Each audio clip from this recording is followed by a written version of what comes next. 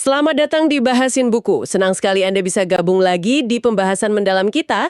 Kali ini nih, kita mau gali materi yang oke banget yang Anda bagikan. Ini kutipan-kutipan penting dari buku fenomenal Homo Deus, karya Yuval Noah Harari. Iya, Homo Deus. Buku yang bikin mikir banget ya. Betul. Jadi misi kita hari ini, kita coba bongkar bareng argumen-argumen kunci Harari, terutama soal apa sih yang udah dicapai manusia sampai sekarang. Terus yang lebih penting lagi nih, kira-kira kita mau kemana menurut dia di kutipan ini? Oke, siap. Oke, langsung aja ya. Harari itu mulai dari hal yang fundamental banget. Dia bilang ribuan tahun manusia itu fokusnya cuma 3, kelaparan, wabah penyakit, sama perang. Tapi katanya, di milenium ketiga ini, wah ada perubahan gede-gedean. Tepat sekali. 3 itu kan musuh bebuyutan peradaban lah ya. Selama ini ya ribuan tahun itu dianggap kayak yaudah takdir aja gitu. Bagian dari rencana ilahi atau ya sifat dasar manusia. Sesuatu yang gimana ya, nggak bisa dihindari lah pokoknya. Nah, tapi ini dia poinnya.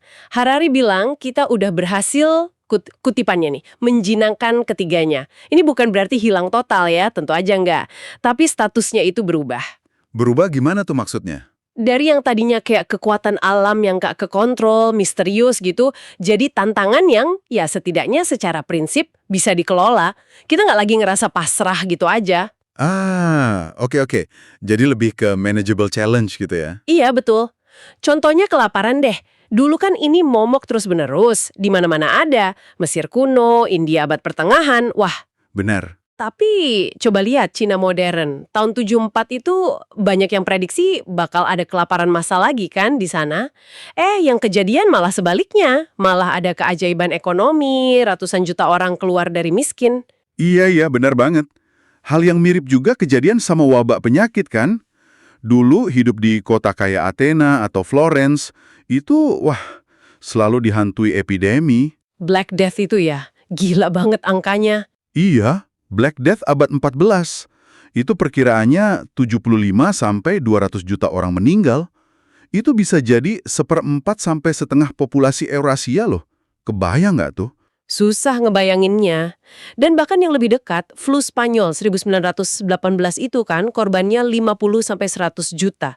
Lebih banyak dari Perang Dunia Pertama. Padahal ironisnya, populasi dunia makin banyak, transportasi makin canggih, harusnya kan resiko nyebarnya makin tinggi ya. Nah itu dia. Tapi coba bandingin sama wabah abad 21.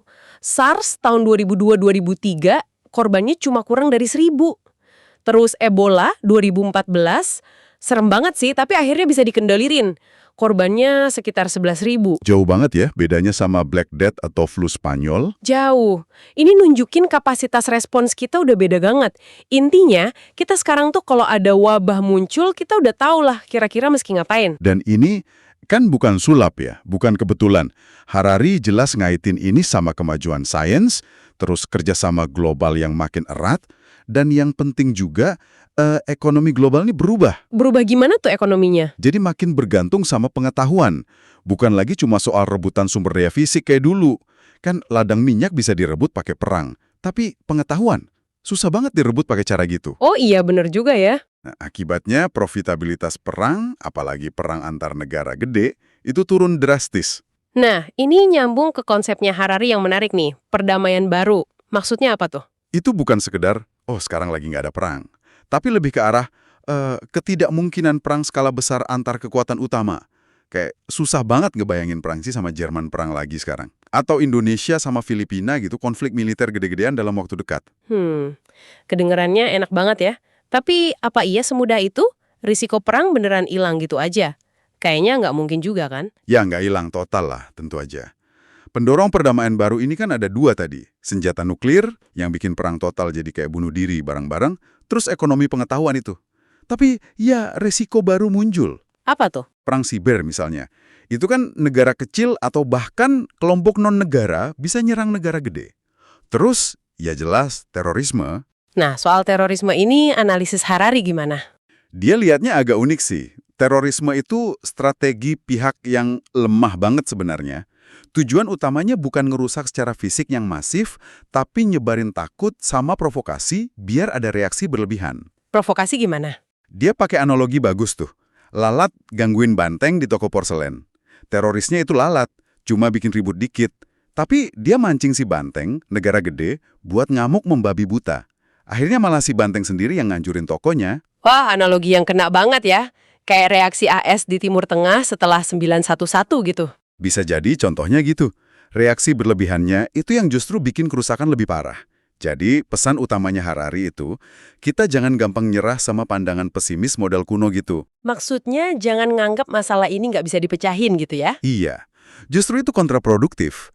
Fakta kita bisa kelola ini semua, walau belum berantas total, itu bukti kalau usaha keras manusia abad 20, di sains, di kerjasama, itu nggak sia-sia. Oke, jadi ada optimisme di situ ya, meskipun hati-hati. Kemajuan ngatasin musuh lama ini buka jalan buat agenda baru berarti. Betul. Kemajuan luar biasa ini membuka pintu buat agenda baru umat manusia di milenium ketiga. Nah, ini nih bagian yang makin bikin penasaran. Udah bisa ngendalin musuh lama, terus agenda gede manusia selanjutnya apa dong? Kata Harari, ada 2 proyek raksasa yang mulai kelihatan nih. 1, ngalahin kematian alias mencapai keabadian. 2, nemuin kunci kebahagiaan sejati. Wow, ambisius banget ya. Keabadian dan kebahagiaan. Iya, soal keabadian ini sebenarnya bukan ide baru banget sih. Filsuf kuno kayak Epicurus juga udah mikirin. Tapi sekarang ini jadi proyek sains dan teknologi yang serius banget. Oh ya? Siapa aja tuh tokohnya? Ada futuris kayak Ray Kurzweil, terus ahli gerontologi Alfred de Grey. Mereka vokal banget soal potensi hidup lebih lama secara radikal. Bahkan Google aja bikin perusahaan riset namanya Calico. Calico. Ngapain tuh? Misinya eksplisit, menyelesaikan kematian. Gila kan? Mereka nunjuk Bill Maris, investor yang emang percaya banget sama potensi keabadian, buat mimpin venture capitalnya. Wah beneran serius ya ini. Prediksinya gimana? Kapan kita bisa abadi? Ya, prediksinya macam-macam. Ada yang bilang 2100 atau 2200. Si Kurzweil sama de Grey lebih berani lagi. Katanya siapa aja yang sehat dan kaya di tahun 2050 itu punya peluang serius buat hidup abadi. Caranya gimana? Minum ramuan? Nggak gitu juga. Lebih ke perawatan klinis rutin gitu, tiap dekade mungkin, buat benerin kerusakan sel, upgrade organ tubuh. Kedengarannya kayak fiksi ilmiah banget sih. Iya sih. Tapi Harari nekenin satu hal penting. Sekalipun target gila ini nggak kecapai dalam waktu dekat, usaha buat ngejarnya itu hampir pasti bakal ngasilin penemuan revolusioner di biologi sama kedokteran. Masuk akal juga. Jadi kayak efek samping positifnya gitu ya? Iya. Dia pakai analogi anak yang suka teriak, serigala. Kata Harari, cepat atau lambat, serigalanya, dalam hal ini kemajuan bioteknologi radikal, itu bisa jadi beneran dateng. Oke. Terus agenda kedua, kebahagiaan. Gimana tuh? Nah, setelah kebutuhan dasar kayak makan, tempat tinggal itu relatif aman buat sebagian besar orang, fokusnya geser ke kualitas hidup, kepuasan batin. Dulu kan negara sukses itu ukurannya PDB, jumlah penduduk, luas wilayah. Persis. Sekarang mulai ada geseran. Kebahagiaan mulai jadi ukuran juga. Lihat aja Costa Rica, sering disebut-sebut kan soal kebahagiaan, kadang ngalahin negara kaya kayak Singapura. Tapi emang bener ya, makin kaya, makin panjang umur, otomatis makin bahagia. Kayaknya nggak sesimpel itu deh. Nah, Harari juga bilang gitu. Dia kasih perbandingan menarik nih. Orang Amerika modern itu rata-rata pakai energi 228.000 kilokalori sehari. Termasuk buat mobil, AC, komputer, macam-macam lah. Nenek moyang kita di zaman batu cuma sekitar 4.000. Jauh banget bedanya. Iya. Pertanyaannya, apa orang Amerika modern 60 kali lebih bahagia? Kayaknya nggak mungkin kan? Nggak mungkin lah. Nah, disinilah kita kayak nabrak tembok gitu ya. Harari nyebutnya langit-langit kaca kebahagiaan. Kenapa sih bahagia itu susah banget diraih, padahal kondisi objektif kita makin bagus? Penjelasannya. Menurut dia ada 2 pilar utama. Pertama, pilar psikologis. Bahagia itu relatif banget, tergantung ekspektasi kita dibanding kondisi nyata. Pas kondisi membaik, ekspektasi kita ikut naik juga. Malah sering lebih cepat naiknya. Jadi kayak nggak pernah puas gitu ya? Bisa dibilang gitu. Akibatnya, tingkat kepuasan kita ya segitu-gitu aja, atau malah bisa turun. Itu yang pertama. Oke. Terus pilar kedua, kayaknya ini lebih dalam nih. Pilar kedua itu biologis. Di level paling dasar, bahagia sama menderita itu soal sensasi tubuh aja. Diatur sama sistem biokimia kita. hormon, neurotransmitter, gitu-gitu. Evolusi itu ngebentuk sistem ini buat dorong kita ngelakuin hal yang bikin kita survive dan berkembang biak. Caranya? Dikasih hadiah sensasi enak pas kita makan, atau berhubungan seks, atau dapat status sosial. Ada eksperimen klasik tuh sama tikus. Otaknya dipasang elektroda di pusat kesenangan. Terus tikusnya ngapain? Dia bakal neken tuas terus-terusan buat ngerangsang otaknya itu. Nggak peduli makan, minum, sampai pingsan kelaparan. Itu nunjukin kuatnya dorongan biokimia buat ngejar seneng. Wah, gila juga ya. Kalau gitu, kalau bahagia itu ujung-ujungnya cuma soal biokimia, berarti cara paling efektif buat bahagia selamanya ya dimanipulasi aja biokimianya. Persis. Itu implikasi radikalnya. Dan Harari bilang, ini bukan teori lagi, tapi udah mulai kejadian. Lihat aja obat-obatan psikiatri makin banyak dipakai. Contohnya? Ritalin buat anak sekolah. Nggak cuma buat ADHD, tapi buat ningkatin performa. Terus tentara AS di Irak, Afghanistan, banyak yang pakai antidepresan, obat tidur, buat ngatasin stres perang. Jadi muncul debat etis dong ya. Mending ubah orangnya biar cocok sama sistem atau ubah sistemnya biar lebih manusiawi. Nah, itu dia perdebatannya. Ironisnya lagi, ngejar sensasi biokimia lewat narkoba ilegal, itu juga jadi sumber masalah kriminalitas sama penderitaan gede banget. Ada jalan lain nggak sih selain mainin kimia tubuh? Ada sih, jalan spiritual kayak Buddhisme atau Epicurus. Mereka justru ngeliat ngejar-ngejar sensasi enak itu akar masalahnya. Tapi ya, Harari agak pesimis. Solusi biokimia ini kayaknya lebih menarik buat kekuatan ekonomi dan politik sekarang. Wah, makin dalam dan rumit ya pembahasannya. Ngomong-ngomong nih, buat Anda yang lagi nikmatin diskusi kita sejauh ini dan pengen dapat konten kayak gini terus, jangan lupa ya buat like video ini. Terus tinggalin komen di bawah. Mungkin ada rekomendasi buku lain yang pengen kita bahas bareng. Share juga ke teman-teman Anda yang mungkin tertarik dan pastinya subscribe channel Bahasin Buku ini. Dukungan Anda penting banget buat kita biar bisa terus bikin pembahasan kayak gini. Oke, kita lanjut lagi ya. Oke, sip. Jadi, kalau kita tarik benang merah dari dua agenda tadi, ngejar keabadian sama kebahagiaan biokimia, Harari ngelihatnya sebagai bagian dari tren yang lebih gede lagi, yaitu usaha manusia buat mengupgrade dirinya sendiri, jadi sesuatu yang lebih dari Homo sapiens yang kita kenal sekarang. Jadi semacam dewa gitu, makanya judulnya Homo Deus. Iya, jadi kayak gitu. Dan buat jadi dewa ini, ya kita butuh kontrol tingkat dewa juga atas diri kita sendiri, atas biologi kita. Caranya gimana tuh buat upgrade? Ada jalurnya? Harari ngelihat ada 3 jalur utama yang potensial. Pertama, jelas, rekayasa genetik. Kemampuan buat nulis ulang kode genetik kita, blueprint biologi kita. Yang kedua? Kedua, rekayasa cyborg. Gabungin badan biologis sama bagian non-organik. Bisa tangan bionik, mata buatan, atau mungkin nanti nanorobot di aliran darah buat benerin masalah kesehatan dari dalam. Udah ada contohnya? Yang simpel udah ada. Kayak karyawan di Swedia yang nanem microchip di tangan buat buka pintu atau pakai mesin fotokopi. Tapi kedepannya bisa lebih canggih lagi. Bayangin dokter cyborg operasi pasien di Mars dari kantornya di Stockholm. Wah, keren sekaligus serem ya. Terus jalur ketiga? Yang ketiga ini mungkin paling radikal. Rekayasa kehidupan non-organik. Bikin makhluk cerdas yang sepenuhnya anorganik. AI yang jalan di hardware, bukan di otak karbon kita lagi.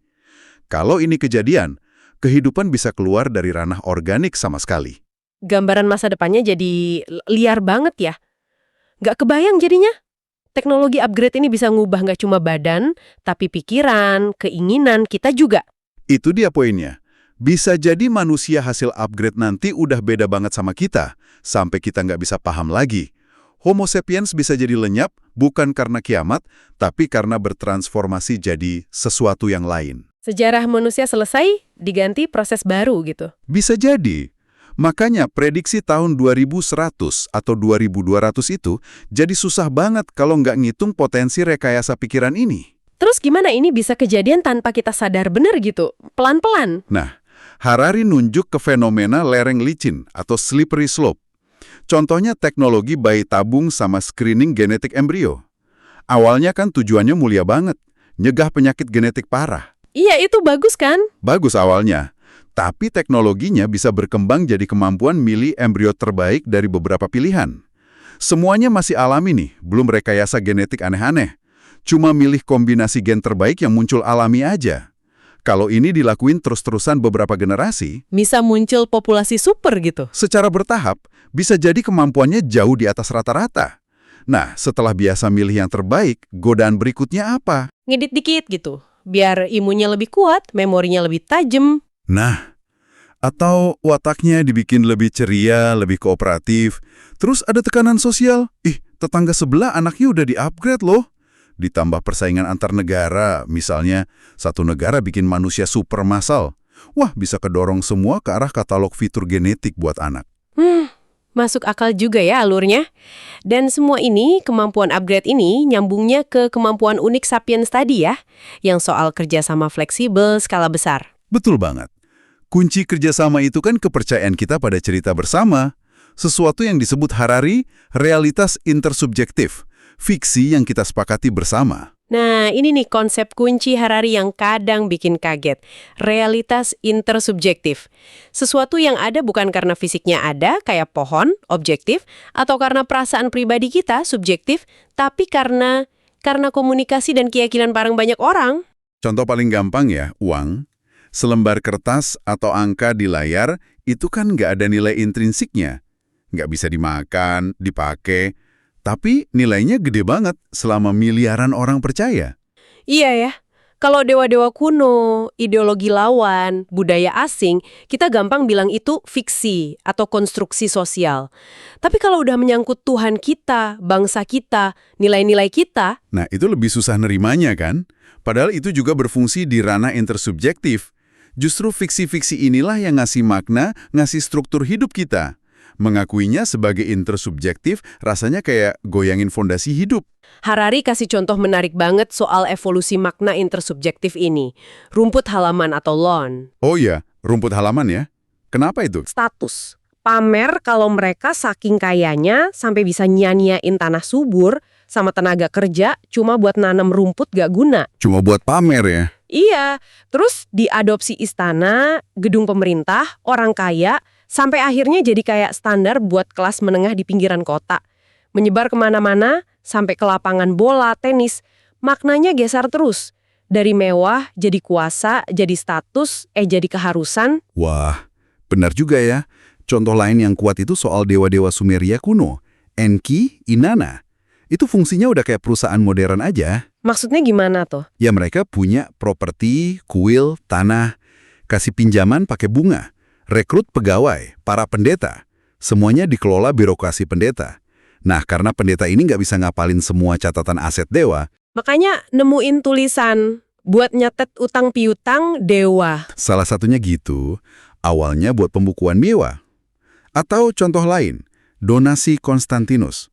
Dokumen palsu, tapi jadi dasar kekuasaan Paus berabad-abad karena orang percaya sama dekret kekaisaran kuno itu. Bahkan prediksi Karl Marx soal kapitalisme runtuh itu nggak kejadian persis, salah satunya karena kapitalisnya baca teori Marx terus ngubah strategi. Sejarah itu bereaksi sama cerita tentang dirinya sendiri. Oke, jadi fiksi atau cerita bersama ini kuat banget ya. Kenapa bisa gitu? Kenapa jadi kunci dominasi Sapiens? Simpelnya, karena itu memungkinkan kerjasama skala besar yang fleksibel. Hewan lain nggak bisa. Lebah kerjasamanya gede tapi kaku, genetik. Simpan sel fleksibel, tapi kelompoknya kecil, harus kenal semua. Cuma kita, Sapiens, yang bisa kerjasama fleksibel sama jutaan orang asing. Modalnya ya percaya cerita bareng itu. Dewa, negara, uang, hukum, HAM. Itu fondasi peradaban. Tapi ada lemahnya juga kan kerjasama model gini? Pasti. Karena basisnya kepercayaan. Ya bisa rapuh. Lihat aja revolusi Rusia. Tadinya Tsar kuat banget ngendaliin massa.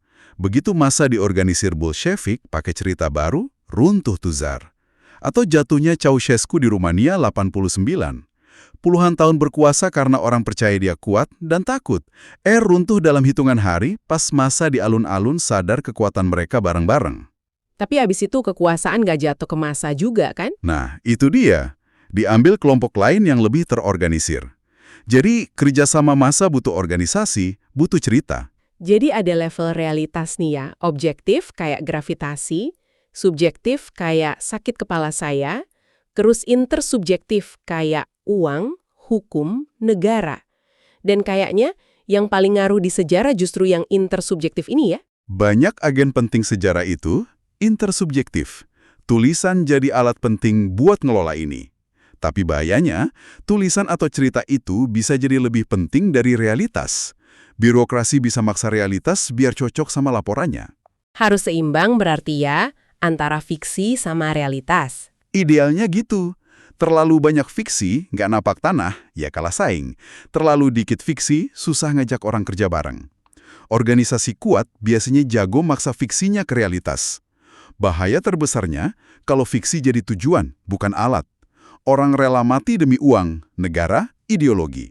Makanya, kata Harari, penting banget bisa bedain mana fiksi, mana realitas. Nah, semua perkembangan ini, penaklukan musuh lama, agenda baru keabadian kebahagiaan, teknologi upgrade, kekuatan fiksi, ini semua ujungnya jadi tantangan buat ideologi dominan sekarang, humanisme. Humanisme ya, pandangan yang naruh manusia, pengalaman, perasaan, kehendak bebasnya di pusat segalanya.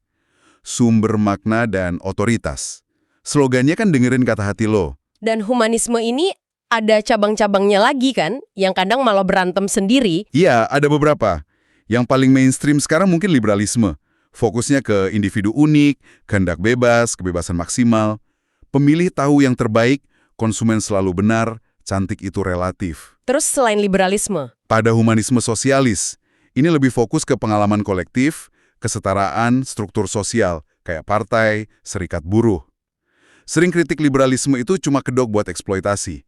Terus ada lagi, humanisme evolusioner. wah ini apa lagi? Ini akarnya dari Darwinisme. Ngelihat konflik itu bagus buat seleksi alam. Jadi ada manusia atau budaya yang dianggap lebih unggul, harus dominasi atau singkirin yang inferior, demi kemajuan spesies. Contoh paling seramnya ya Nazi. Gila, bedanya kelihatan banget ya kalau disuruh nilai sesuatu. Misal nilai musik deh, Beethoven, rock and roll Chuck Berry, sama nyanyian suku Pygmy. Nah iya, liberal bilang, ya semua bagus tergantung selera. Sosialis mungkin analisis kelas sosialnya, Beethoven musik burjuis, rock and roll industri kapitalis, Pygmy mungkin lebih otentik komunal. Evolusioner, wah ada hierarki jelas. Beethoven di atas, Berry di tengah, Pygmy di bawah. Secara sejarah, liberalisme kan kayaknya menang ya lawan fasisme sama komunisme di abad 20. Iya, perang dingin kan ujungnya gitu. Pasar swalayan ngalahin Gulag katanya. Liberalisme bangkit lagi awal abad 21. Tapi, nah ini ironisnya, justru sains abad 21 sekarang yang mulai goyangin fondasi liberalisme itu sendiri. Loh kok bisa? Gimana caranya sains nantang liberalisme? Ada dua tantangan gede menurut Harari. Pertama, ke konsep kehendak bebas atau free will. Neuroscience nunjukin banyak keputusan kita itu sebenarnya udah diproses di otak sepersekian detik sebelum kita sadar kita mutusin. Wah, serius? Jadi kita nggak benar-benar bebas milih dong? Mulai diragukan kebebasannya. Apalagi stimulasi otak pakai elektroda atau medan magnet, itu bisa manipulasi keinginan, mood, sering tanpa orangnya sadar. Kayak roboret itu, atau pasien depresi yang moodnya langsung bagus pas otaknya distimulasi. Kalau kehendak bebas nggak absolut, berarti kan bisa dimanipulasi atau dikontrol dari luar. Runtuh deh asumsi otonomi individu liberal. Oke, itu tantangan pertama. Yang kedua, Tantangan kedua, ke konsep individualisme. Terutama ide soal adanya diri tunggal yang otentik di dalam kita. Penelitian split brain nunjukin kayaknya nggak ada tuh diri yang utuh. maksudnya gimana tuh split brain? Otak kiri sama kanan koneksinya putus. Nah, otak kiri yang ngurus bahasa itu kayak penerjemah yang ngarang cerita buat ngejelasin apa yang dilakuin otak kanan. Padahal dia nggak tahu alasan sebenarnya. Ini ngarah ke konsepnya Daniel Kahneman soal experiencing self sama narrating self. Dua diri. Apa bedanya? Experiencing self itu yang ngerasain hidup momen per momen. Sakitnya, senengnya. Narrating self itu yang bikin cerita tentang pengalaman kita. Dia yang ingat masa lalu, ngerencanain masa depan. Nah, kita biasanya ngerasa aku itu ya si narrating self ini. Terus masalahnya apa sama si narrating self ini? Masalahnya, ceritanya sering bias. Dia cuma ingat puncak pengalaman paling enak atau paling sakit, sama akhirnya aja. Pick and roll. Durasi pengalaman sering diabaikan. Makanya orang lebih milih pengalaman sakit lebih lama, tapi akhirnya agak mendingan, daripada sakit lebih pendek, tapi akhirnya pas lagi sakit-sakitnya. Si pencerita ini ngasih makna hidup, tapi sering nggak akurat, bisa bikin kita salah ambil keputusan, atau bertahan dalam penderitaan demi cerita yang bagus. Gila ya. Jadi sains bilang Nggak ada kehendak bebas murni, nggak ada diri yang tunggal otentik. Ini kan kayak ngerontokin tiang utama humanisme liberal. Terus gantinya apa dong? Nah, dari sini Harari ngelihat munculnya ideologi baru atau bahkan agama baru yang lahir dari sains dan teknologi. Dia nyebutnya dataisme. Dataisme. Apaan tuh? Formasi. Makin efisien data diproses dan disebar, makin baik. Terus sejarah manusia dilihatnya gimana sama dataisme? Cuma sebagai proses meningkatin efisiensi pemrosesan data aja. Kapitalisme ngalahin komunisme ya karena sistem data terdistribusinya, pasar bebas, lebih efisien dari sistem terpusat komunisme. Manusia itu cuma alat sementara buat bikin sistem data yang lebih canggih lagi, kayak Internet of All Things atau AI global. Kalau misinya udah selesai, Manusianya jadi usang gitu? bisa jadi. Jadi algoritma lambat yang nggak efisien, terus lenyap atau melebur aja ke aliran data kosmik itu. Waduh, kedengerannya saram buat kita ya. Implikasi praktisnya gimana kalau pandangan ini jadi dominan? Gede banget. Pertama, otoritas geser dari manusia ke algoritma. Kalau algoritma Google, Facebook, pemerintah bisa ngolah data kita lebih baik dari kita sendiri, ya logis aja kita makin nyerahin keputusan penting ke algoritma. Dari rekomendasi buku, milih pasangan, karir, sampai milih di pemilu. Bayangin algoritma nyuruh kita milih siapa? Bisa jadi kan? Kedua, nilai pengalaman subjektif manusia turun. Kalau AI bisa bikin musik lebih bagus, diagnosis penyakit lebih akurat, ya ngapain lagi dengerin pengalaman manusia? Jadi kurang relevan. Jadi kalau mau kenal diri ala dataisme gimana? Bukan meditasi lagi. Bukan. Caranya, rekam data biometrik sebanyak-banyaknya, unggah ke sistem, biar algoritma yang analisis terus kasih tahu kamu siapa dan harus ngapain. Implikasi sosialnya ngeri. Bisa jadi ada jurang biologis antara elit kaya yang bisa upgrade diri jadi cyborg atau gen super sama masa miskin yang nggak mampu. Asumsi demokrasi soal semua pengalaman manusia setara bisa runtuh. Paling parah, bisa muncul kelas tak berguna. Miliaran orang yang skillnya udah nggak relevan lagi diganti AI dan robot. Oke, jadi kalau dirangkum nih ya, perjalanan kita bareng Harari ini dari manusia naklukin musuh lama, lapar, wabah, perang, terus punya agenda baru kayak dewa, keabadian, bahagia, terus kita paham soal kekuatan cerita fiksi buat bangun peradaban, sampai akhirnya kita dihadapin sama tantangan dari sains dan teknologi yang goyangin humanisme dan munculin kandidat ideologi baru, dataisme, yang mentingin data di atas segalanya, bahkan di atas pengalaman manusia. Rangkuman yang padat dan bikin mikir banget ya. Banyak banget yang perlu direnungin dari sini. Betul. Mungkin ini bisa jadi penutup nih, buat Anda bawa pulang, buat direnungin lagi. Sesuatu yang nyambung dari tadi tapi mungkin perlu ditegaskan. Kalau nanti algoritma beneran bisa kenal kita, keinginan kita, kelemahan kita, potensi kita lebih baik dari kita kenal diri sendiri, apakah nasihat kuno filsuf kenali dirimu itu jadi basi? Jadi nggak relevan lagi gitu. Atau jangan-jangan sebaliknya, justru makin penting buat kenal diri, tapi dengan fokus baru, yaitu paham gimana caranya si algoritma itu mengenal kita, bias apa aja yang ada di dalamnya, dan yang paling krusial, siapa sih yang nulis kode etik buat ngatur cara algoritma itu berinteraksi dan ngebentuk kita sebagai manusia. Wah, pertanyaan yang dalam banget dan relevan banget buat masa depan kita ya. Terima kasih banyak Anda udah nemenin kita di pembahasan mendalam Homo Deus dibahasin buku kali ini. Semoga ada manfaatnya dan bikin kita mikir bareng-bareng ya. Sampai ketemu lagi di kesempatan berikutnya.